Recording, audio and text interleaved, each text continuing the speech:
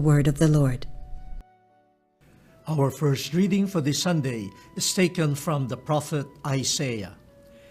Let us reflect on the mystery of divine generosity, the generosity of God.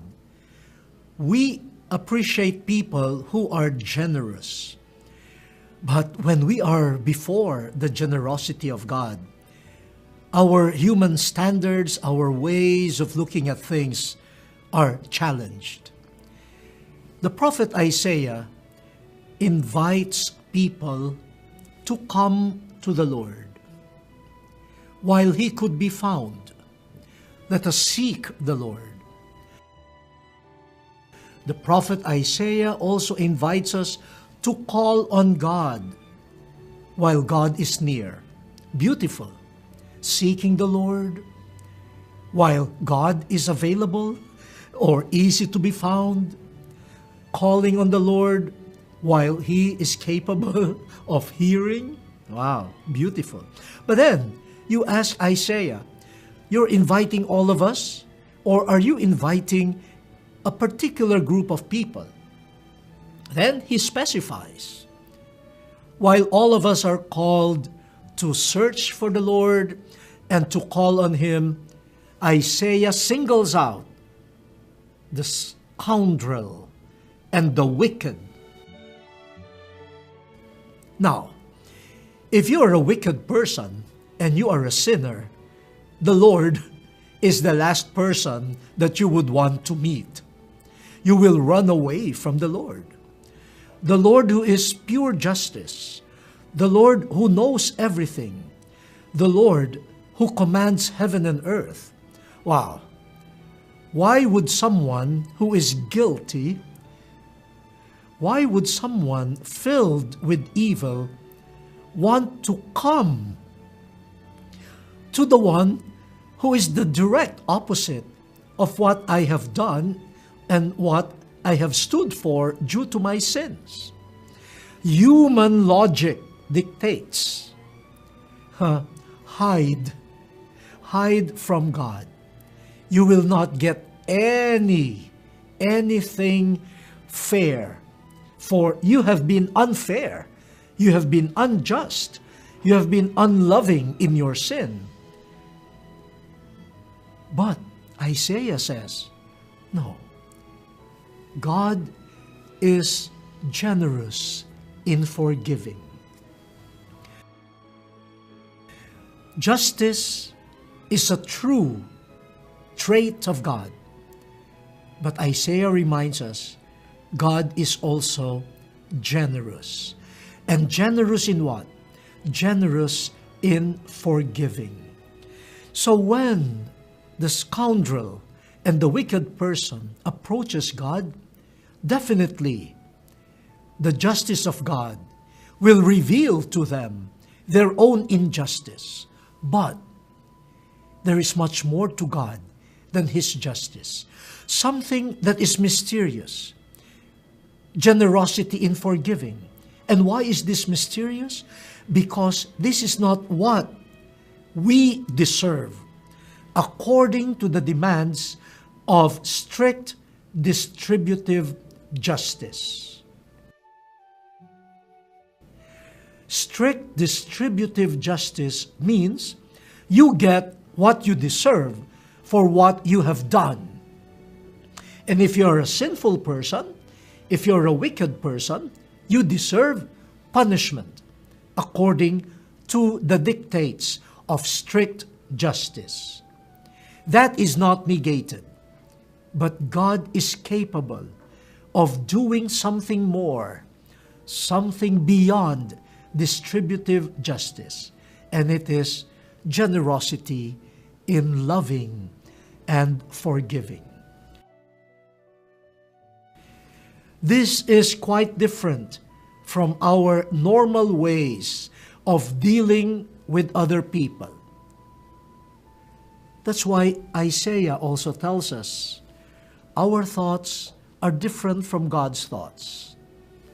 The ways of God are heavenly, very distant from our earthly, worldly ways and thoughts.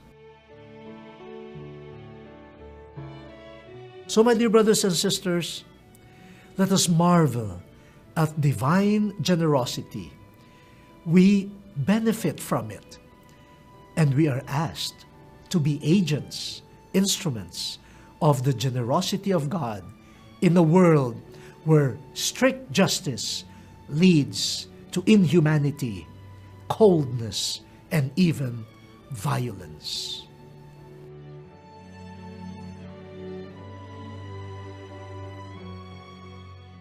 Lord. Our second reading for this Sunday is taken from the letter of Paul to the Philippians. We have been reflecting on the mystery of divine generosity.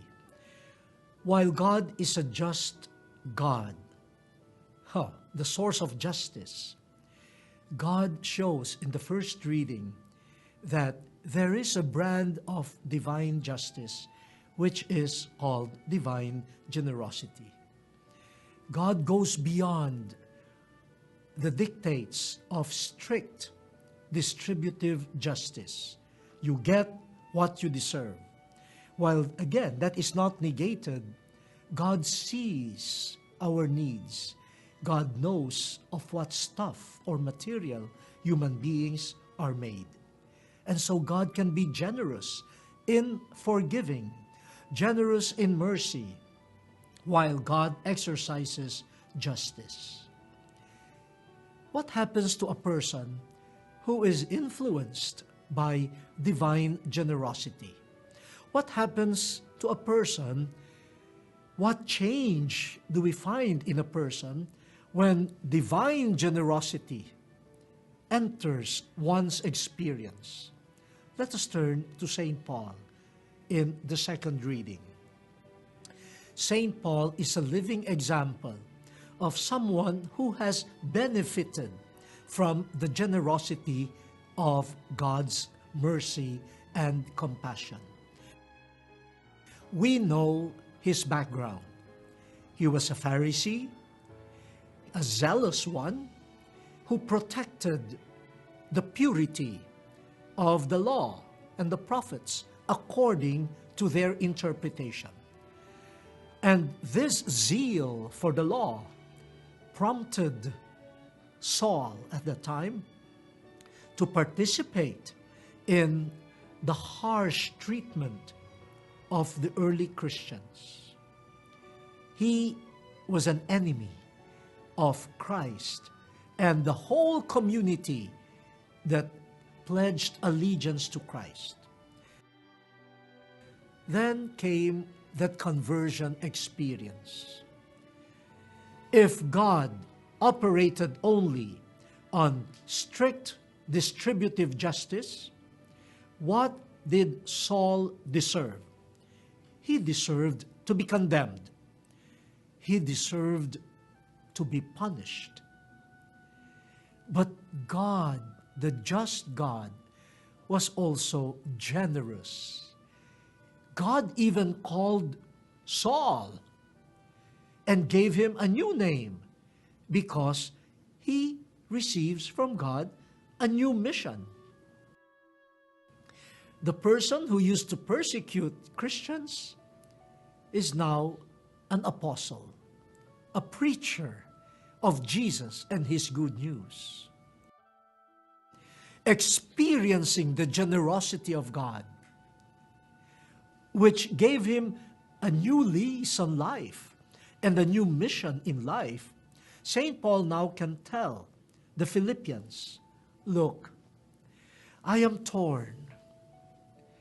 I want to die so that I could meet Christ.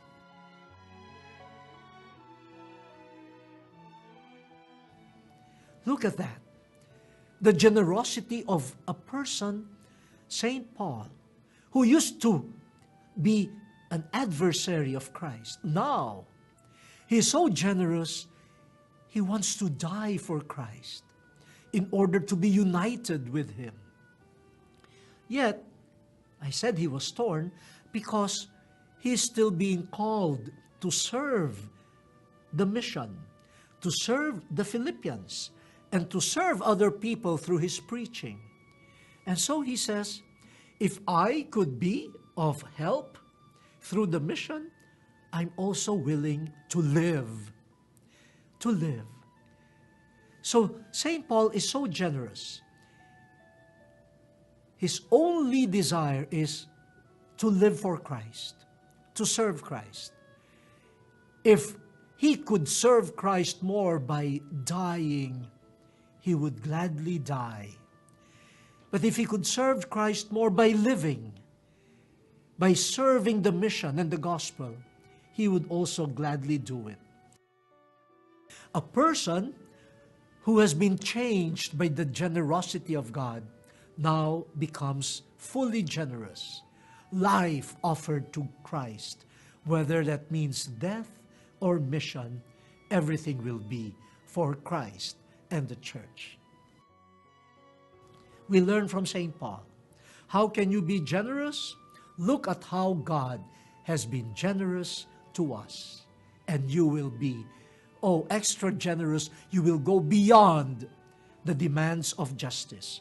You will not count your time, your remuneration. You will just give all. You will live for Christ.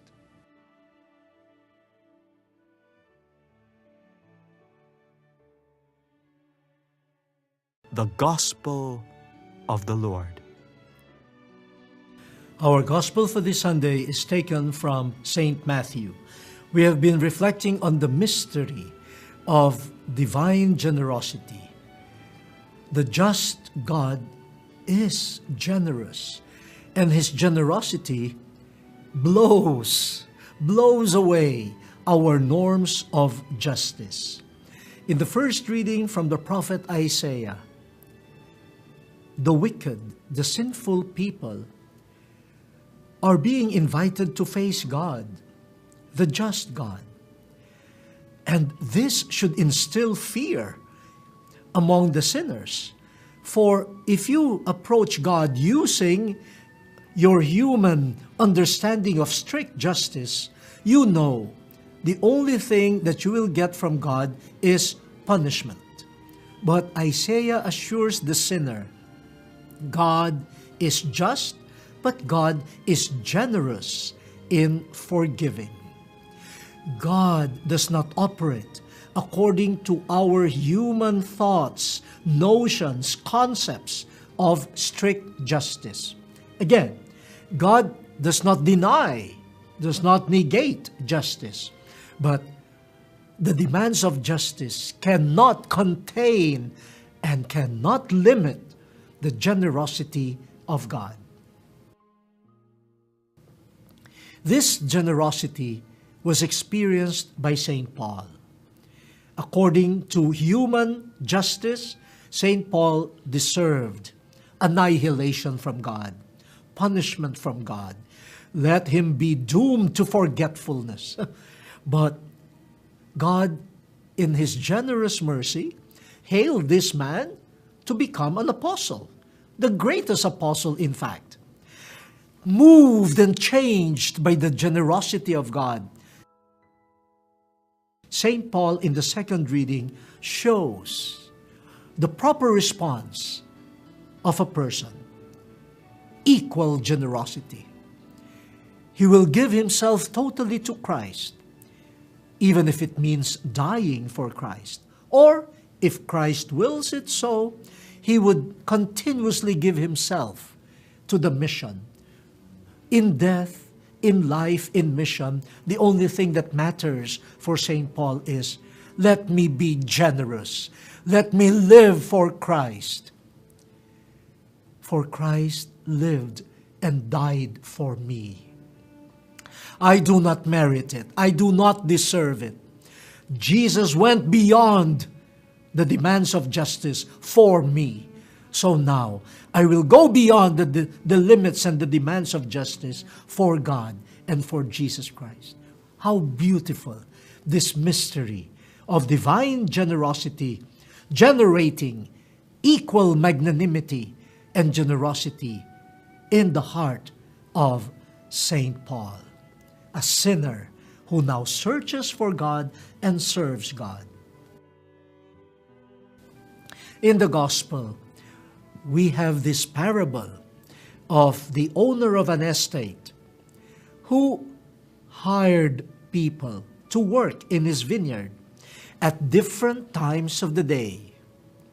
And I'm sure our sense of human justice will be tested by the parable. The first group of workers was hired at dawn, imagine, before sunrise, maybe 5 o'clock, even 4 o'clock in the morning. And the just God, personified here by the owner of the estate, said, okay, I hire you and I will pay you what the daily worker deserves, a full daily wage. That was the agreement.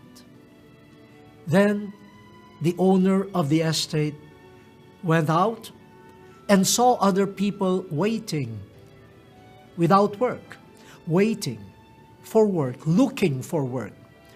He saw their need, so he hired them again at around 9 o'clock in the morning. So the first group had already put in maybe 4 or 5 hours of work by that time. Then another group was hired at noontime. Then another group at 3 o'clock. Then finally another group at 5 o'clock.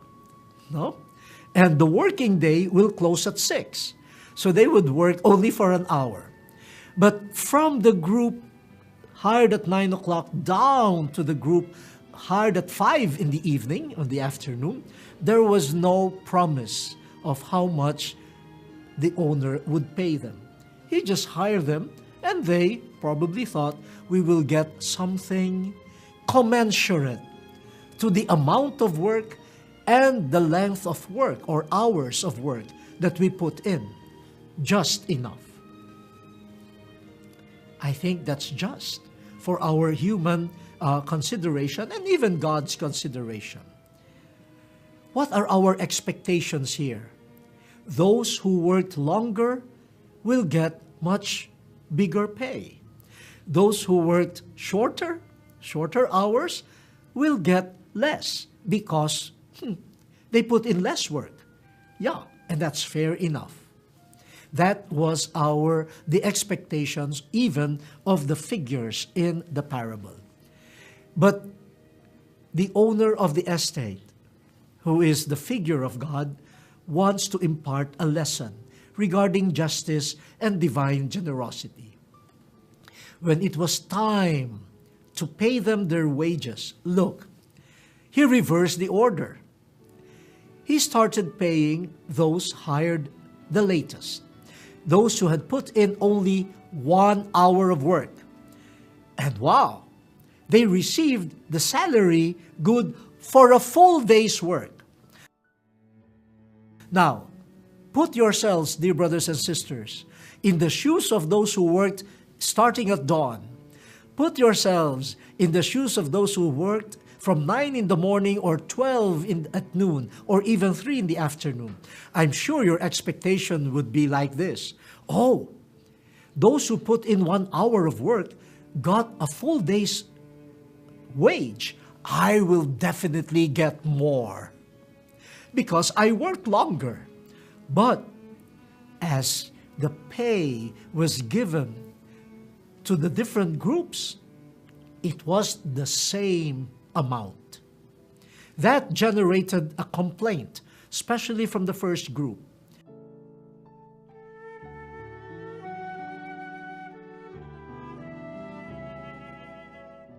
And look at the response of the owner.